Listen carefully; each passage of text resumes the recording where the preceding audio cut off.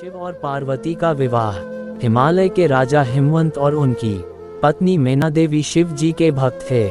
उनकी इच्छा एक ऐसी पुत्री पाने की थी जिसका विवाह में शिव जी के साथ कर सके। मैना देवी ने शिव जी की पत्नी गौरी देवी को प्रसन्न करने के लिए कठोर तपस्या शुरू कर दी। कई दिनों तक वह बिना खाए पिए तप करती रही। गौरी देवी ने प्रसन्न होकर मैना देवी की बेटी के रूप में जन्म लेने का वचन दे दिया। गौरी देवी ने आग में कूदकर अपनी जान दे दी। इसके बाद उन्होंने मैना देवी की बेटी के रूप में जन्म लिया, जिसका नाम पार्वती रखा गया।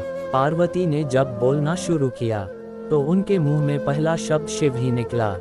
बड़ी होकर वह बहुत सुंदर युवती बनी। इस बीच शिव जी ने अपनी पत्नी की मृत्यु से दुखी होकर लंबा ध्यान शुरू कर दिया था। हिमवंत को आशंका हो रही थी कि शायद शिव जी गहन ध्यान में होने के कारण पार्वती को पत्नी के रूप में स्वीकार न करें। उन्होंने समस्या के समाधान के लिए नारद को बुलाया। नारद ने उनसे कहा कि पार्वती तपस्या के जरिए शिव जी का हृदय जीत सकती थी। हिमवंत ने पार्वती को शिव जी के पास ही भेज दिया। पार्वती ने दिन रात उनकी पूजा और सेवा की।